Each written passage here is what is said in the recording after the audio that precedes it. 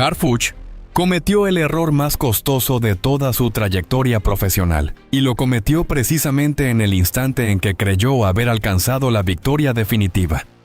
Cuando autorizó la entrega del cuerpo de Nemesio Oseguera Cervantes a su familia, no estaba poniendo punto final a una guerra de décadas. Estaba accionando el mecanismo de la trampa más sofisticada y mejor diseñada que la historia del crimen organizado en México haya producido jamás. Porque lo que sucedió dentro de aquella funeraria ubicada en la colonia San Andrés de Guadalajara no fue un funeral en ningún sentido convencional del término. Fue una operación de cacería envuelta en el lenguaje del luto. Una maniobra de inteligencia ejecutada con la precisión de quien lleva meses preparando cada detalle, mientras el mundo exterior observa solo la superficie visible del duelo. Nadie le creyó cuando los voceros oficiales insistieron en que el féretro estaba vacío de significado político. Pero lo que ocurrió dentro de aquella sala en las 24 horas que siguieron destruyó para siempre la ilusión colectiva de que la caída del fundador del cártel Jalisco Nueva Generación había cerrado algo. Hoy revelamos lo que el aparato gubernamental intentó borrar del registro público. Los mensajes cifrados ocultos en las coronas de flores que nadie se atrevió a tocar.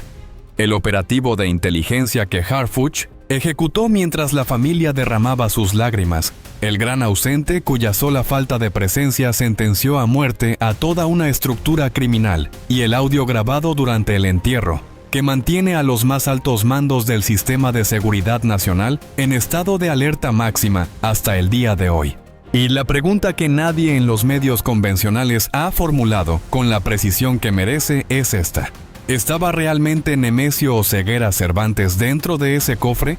¿O el hombre que engañó al Estado mexicano durante 15 años consecutivos logró perpetrar su último y más definitivo engaño precisamente en el momento en que todos creían haberlo atrapado? La respuesta a esa pregunta se encuentra en un detalle que ningún otro análisis ha examinado con la profundidad que requiere. Y ese detalle conecta cada uno de los elementos aparentemente inconexos de este relato en una sola narrativa coherente que cambia radicalmente la interpretación de todo lo que ocurrió en Guadalajara durante esas 24 horas. Domingo 1 de marzo de 2026, Guadalajara, Jalisco, 18 horas. 6 días después de que el cuerpo llegara al Centro Federal Pericial Forense de la Ciudad de México bajo custodia militar. 6 días de silencio institucional, de amparos ignorados, de una Fiscalía General de la República que no respondía a ninguna pregunta con ningún nivel de precisión verificable. La carroza fúnebre negra llegó a la funeraria La Paz en la calle Gigantes de la colonia San Andrés, y lo que encontró afuera no se parecía a ningún funeral que nadie en ese barrio hubiera presenciado en toda su historia. Camionetas de la Guardia Nacional con ametralladoras montadas bloqueaban cada acceso posible al recinto. Francotiradores en los tejados de los edificios circundantes, cuya presencia ninguna autoridad confirmó oficialmente, pero que los vecinos describieron con una consistencia tan uniforme que hace imposible descartarlos como rumor o exageración. Helicópteros trazando círculos sobre la zona con una regularidad que en cualquier otro contexto habría generado una crisis de orden público inmediata. Decenas de elementos de la Agencia de Investigación Criminal vestidos de civil, mezclados entre la gente que llegaba a presentar sus respetos, con la naturalidad estudiada de quien ha practicado esa infiltración hasta convertirla en segunda naturaleza. El gobierno había permitido el velorio, pero no había renunciado a él. Lo había transformado en algo radicalmente diferente, en algo que la familia Oseguera no comprendió en su totalidad hasta que ya era demasiado tarde para modificar cualquier aspecto de lo que estaba ocurriendo. La pregunta que los comunicados oficiales nunca respondieron es ¿por qué el gobierno permitió un velorio público en el corazón de Guadalajara para el hombre que había sido su enemigo más peligroso durante una década completa? Esa pregunta tiene una respuesta que la lógica de la inteligencia institucional explica con una claridad que incomoda precisamente porque es perfectamente coherente. El funeral era una operación, el luto era la cobertura y los dolientes eran los objetivos. Pero antes de detallar el operativo en sí, es indispensable comprender algo sobre la colonia San Andrés que convierte la elección de ese lugar en el primer mensaje que los medios convencionales no han decodificado. San Andrés no es territorio neutral y nunca lo fue. Es una colonia con décadas de presencia del cártel Jalisco Nueva Generación en sus estructuras de base, en sus negocios, en sus redes de lealtad construidas con la paciencia que el dinero y el poder acumulan en los barrios donde el Estado formal llega tarde y el crimen organizado llega primero con recursos, con empleo y con la clase de autoridad informal que no aparece en ningún organigrama, pero que todo el mundo reconoce y respeta. Velar a Nemesio Oseguera en San Andrés no fue una decisión logística tomada por conveniencia geográfica.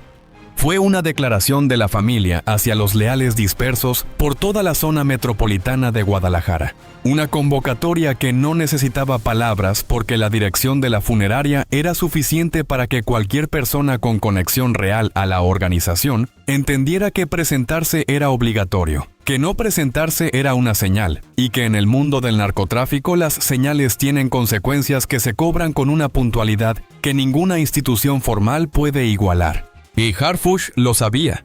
Y Harfuch usó exactamente eso como el fundamento de toda la operación que siguió. Dentro de la funeraria La Paz, el lenguaje no era de balas ni de amenazas directas, era de flores.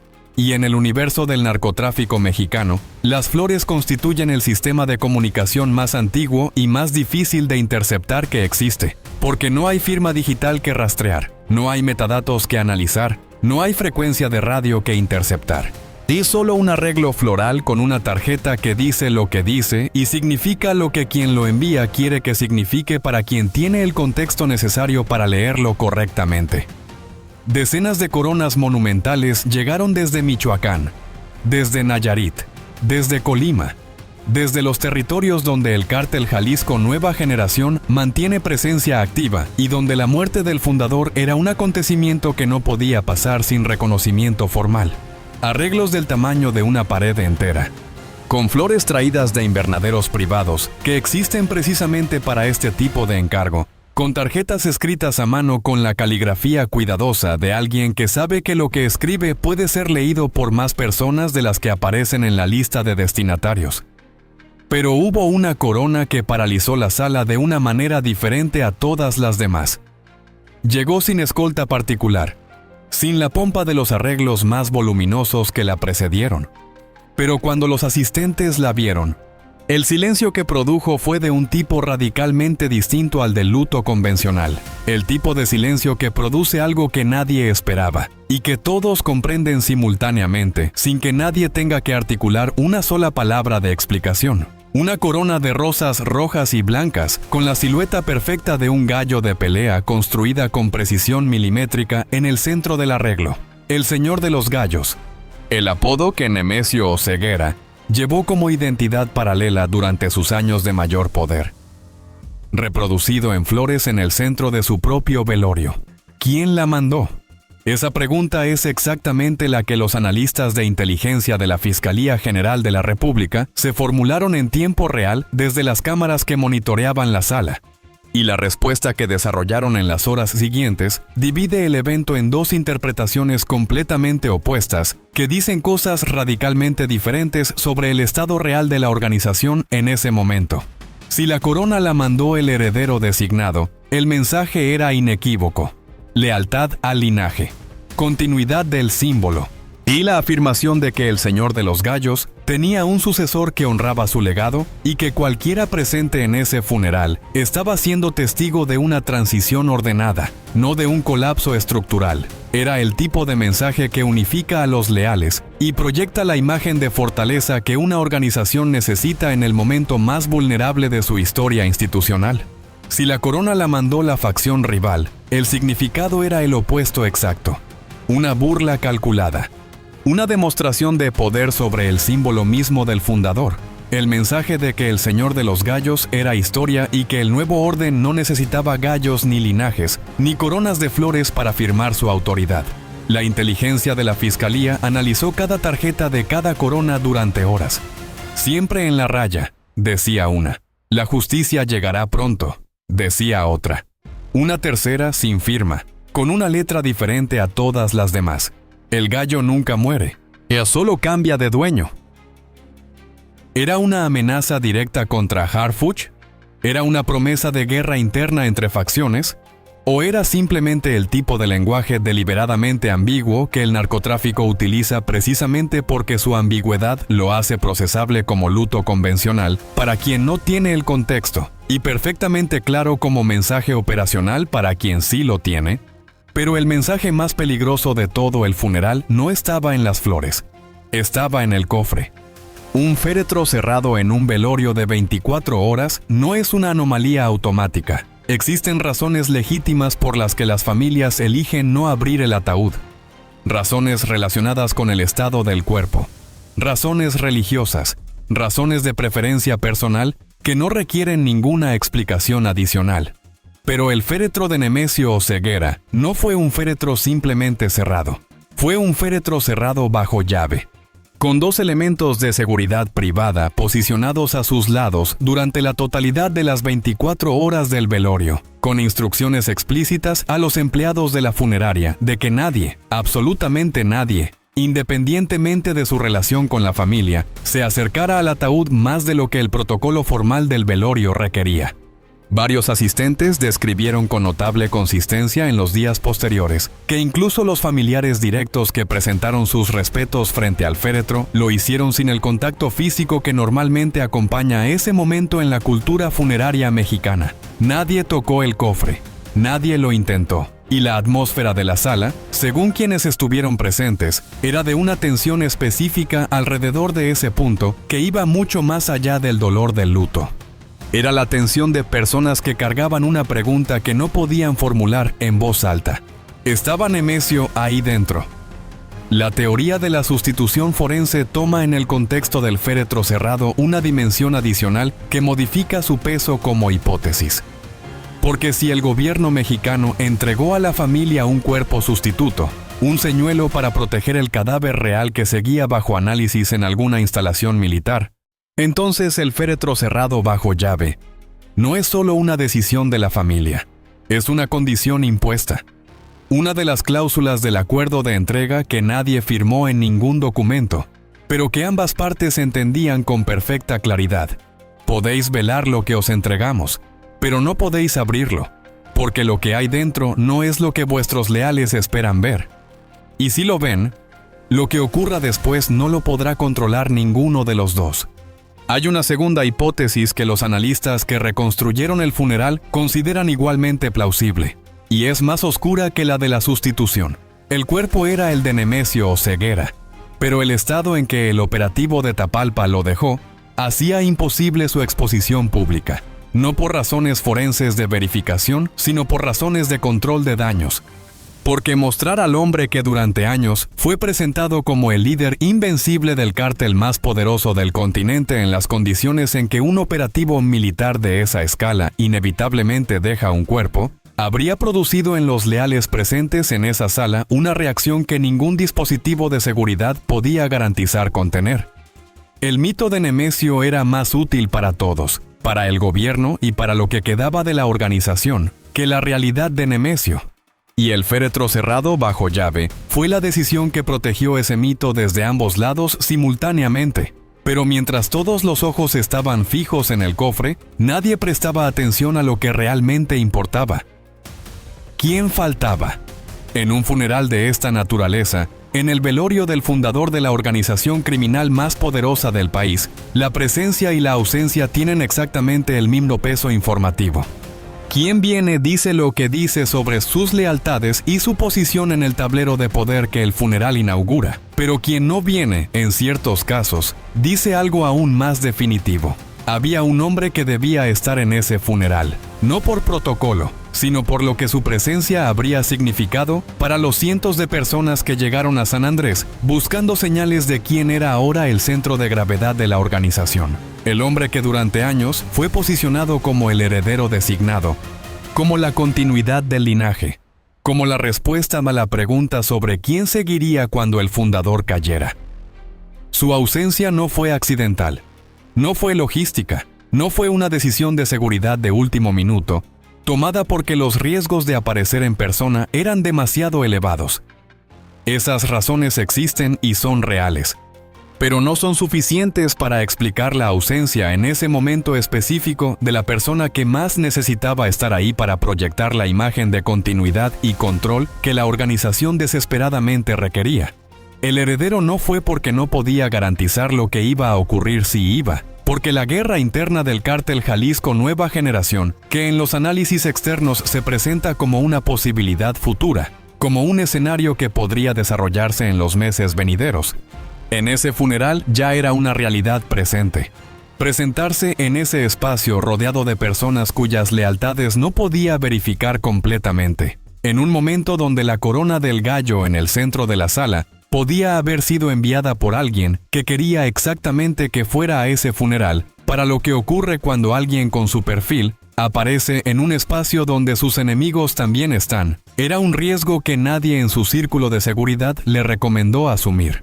Los analistas de la fiscalía que monitoreaban el funeral en tiempo real notaron su ausencia en los primeros 20 minutos, y la notaron de la misma manera que se nota cuando en una sala donde todos esperan a alguien, ese alguien no llega. Con el reconocimiento de que lo que eso significa para el estado real de las cosas dentro de la organización es más revelador que cualquier otra información que el operativo había producido hasta ese momento. Y si el heredero designado no puede asistir al funeral de su fundador, el Cártel Jalisco Nueva Generación no tiene un heredero, tiene una guerra.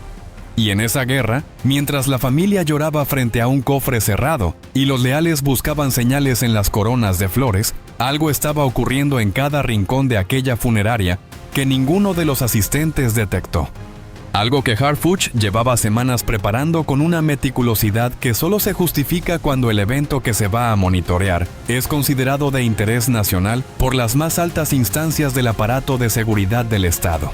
La funeraria La Paz estaba equipada de pies a cabeza, no con el tipo de sistema de seguridad convencional que cualquier establecimiento comercial instala para proteger su propiedad, sino con la clase de infraestructura de vigilancia que solo se despliega en operativos de máxima prioridad institucional. Cámaras de reconocimiento facial en los accesos, en la sala principal, en los pasillos, en el estacionamiento. Micrófonos direccionales capaces de capturar conversaciones a distancias que los asistentes no habrían considerado posibles. Dispositivos de interceptación de señales de teléfono móvil que registraban cada llamada, cada mensaje, cada búsqueda realizada desde cualquier dispositivo conectado a las redes de la zona durante las 24 horas del velorio. Y entre los empleados de la funeraria que servían café, gestionaban la logística de las coronas, guiaban a los asistentes hacia sus asientos y conducían las carrozas del cortejo. Había personas que no trabajaban para la funeraria La Paz, trabajaban para la Agencia de Investigación Criminal. Tenían en sus teléfonos aplicaciones de reconocimiento facial que cotejaban en tiempo real cada rostro que pasaba frente a ellos con la base de datos de la plataforma México, y transmitían esa información a un centro de operaciones instalado en un local a 2 cuadras de la funeraria, donde un equipo de analistas procesaba los resultados conforme llegaban, construyendo en tiempo real un mapa de relaciones que la inteligencia sospechaba, pero no podía confirmar hasta ese momento. El operativo Cosecha. Ese fue el nombre que las fuentes internas que filtraron información sobre el funeral utilizaron de manera consistente para describir lo que ocurrió en la funeraria La Paz el 1 de marzo de 2026. Cosecha. No captura, no arresto. Cosecha. El verbo que describe con exactitud lo que la operación producía. Identificaciones, nombres, rostros conectados a expedientes, relaciones entre personas que hasta ese momento la inteligencia sospechaba, pero no podía confirmar, porque los vínculos del crimen organizado no existen en ningún registro formal que el Estado pueda consultar directamente.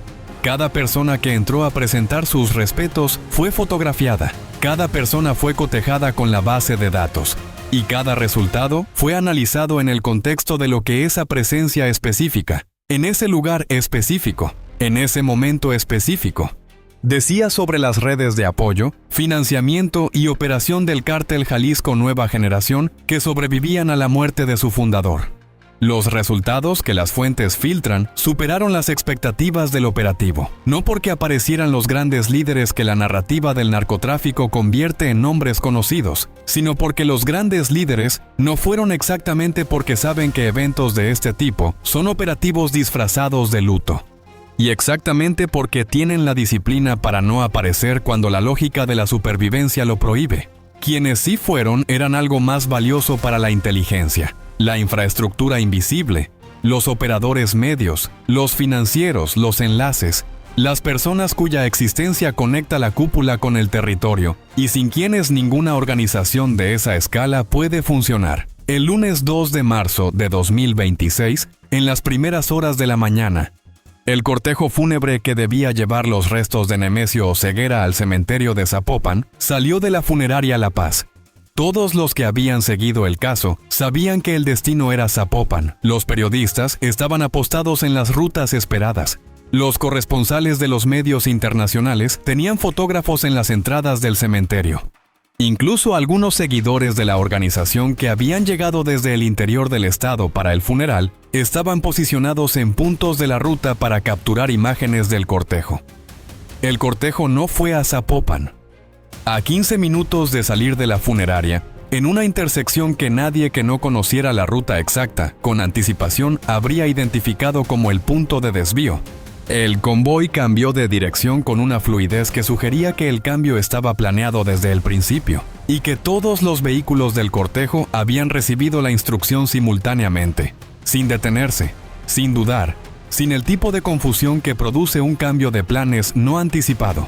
Los helicópteros que habían estado circulando sobre el cortejo desde la funeraria también modificaron su patrón de vuelo, ajustándose a la nueva ruta con la precisión de quién tenía esas coordenadas cargadas desde antes de que el cortejo saliera.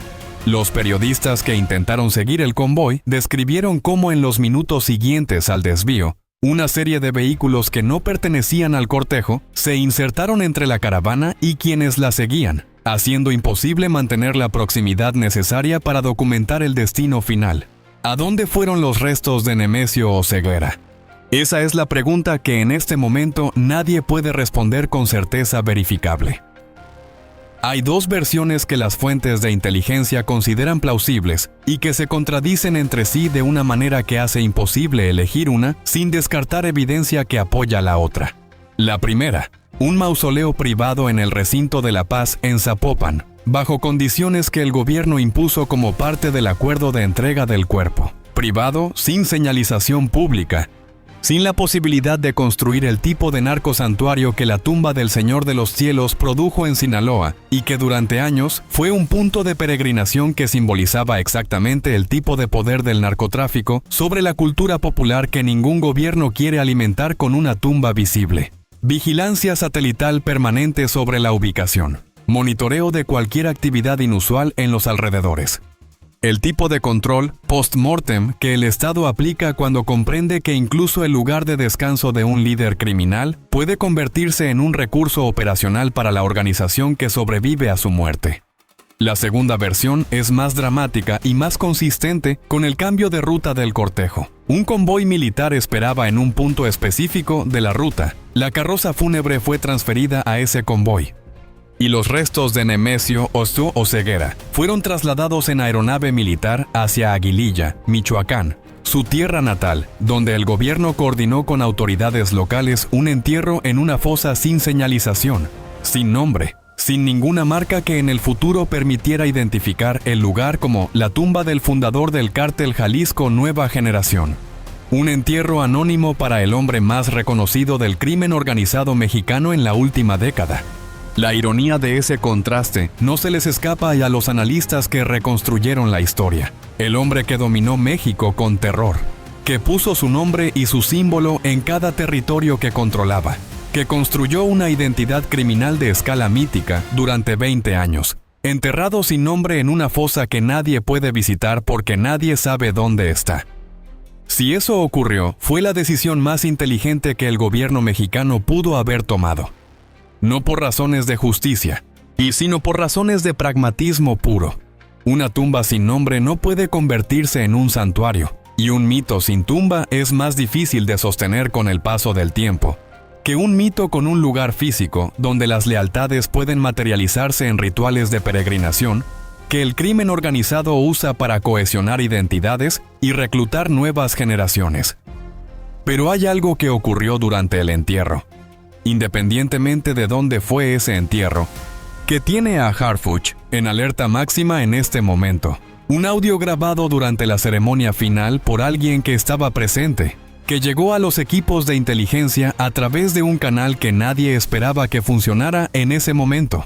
En ese audio, la voz de un hombre que los análisis de voz identificaron como perteneciente al círculo más cercano del heredero designado, pronuncia algo que no es un discurso de despedida, no es un llanto, y no es ninguna de las cosas que en un contexto de luto genuino se esperaría escuchar. Es un juramento específico, con nombres, con fechas, con referencias a estructuras del gabinete de seguridad que nadie fuera de los círculos más internos del aparato institucional debería conocer con el nivel de detalle que esa voz demuestra conocer.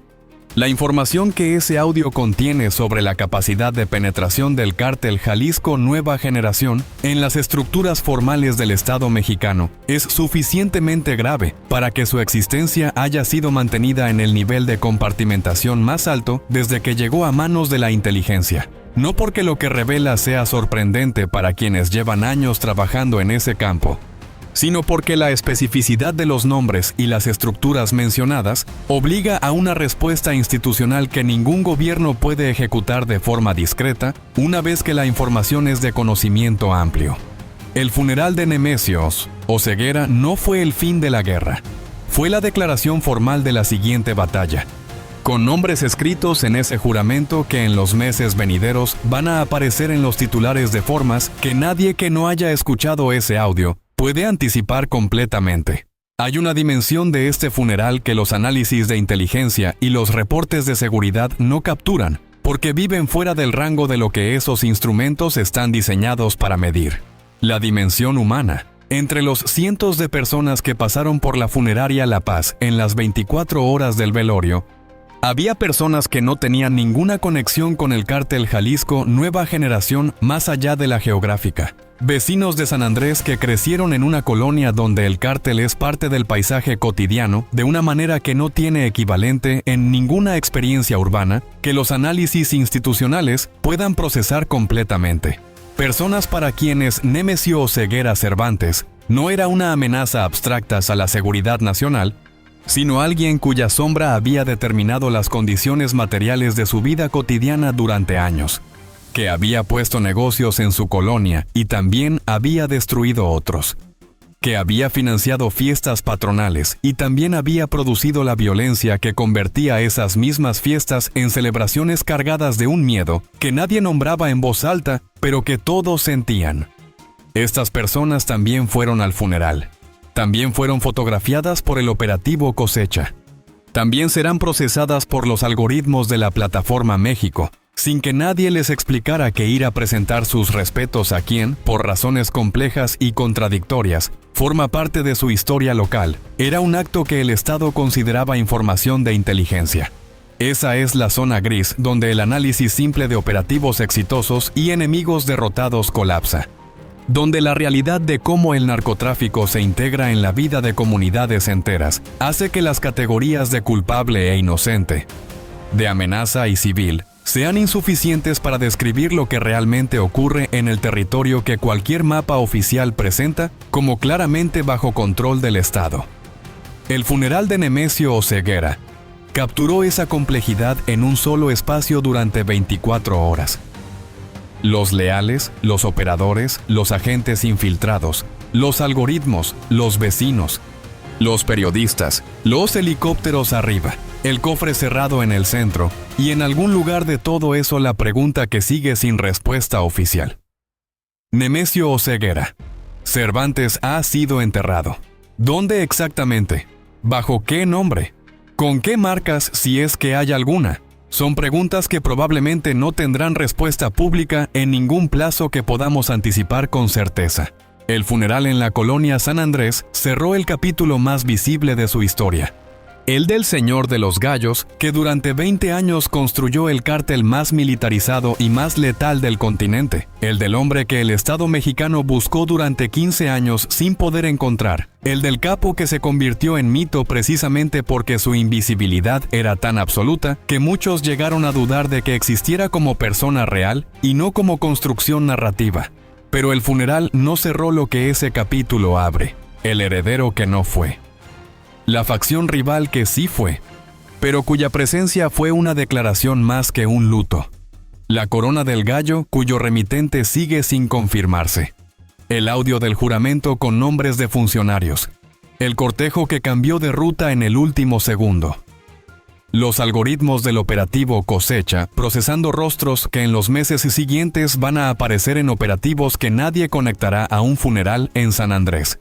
Jalisco hoy es exactamente lo que los analistas que monitoreaban el funeral desde aquel local a 2 cuadras de la funeraria de La Paz describieron en sus reportes internos cuando el operativo cerró. Una olla a presión con el fuego encendido y sin nadie con la autoridad suficiente para bajar la llama. El mito de Nemesio Oseguera sobrevivió al hombre. Como siempre sobreviven los mitos a las personas que los generan, cuando esas personas tienen la inteligencia de construir su imagen sobre la base de la ausencia más que de la presencia, cuando llevan años siendo más poderosos como sombra que como cuerpo, cuando el estado que los persigue contribuye involuntariamente a su mitificación cada vez que los busca sin encontrarlos y cada vez que celebra haberlos encontrado, de formas que generan más preguntas que certezas. ¿Fue realmente él quien estaba en ese cofre? ¿O logró su engaño final dejando que el mundo entierre a un fantasma mientras él observa desde las sombras con el mismo silencio que lo mantuvo vivo durante 20 años? La verdad podría estar bajo 3 metros de tierra en Aguililla, o en una bóveda sin nombre en Zapopan, o en un laboratorio militar donde los análisis que requieren semanas todavía no han concluido. O quizás, como dicen quienes conocen esta historia mejor que nadie, el relato de este hombre nunca salió de Tapalpa. Este expediente seguirá siendo investigado hasta donde los datos nos lleven, porque esa es la única forma de análisis que esta historia merece. Lo que ocurrió en esa funeraria no fue un funeral, fue el inicio de la guerra que viene. Y los nombres que la protagonizarán ya están en los archivos de quienes saben leer lo que las flores dicen. Suscríbete para no perderte el próximo episodio, donde analizamos el primer movimiento del cártel Jalisco Nueva Generación después del entierro. Hasta la próxima.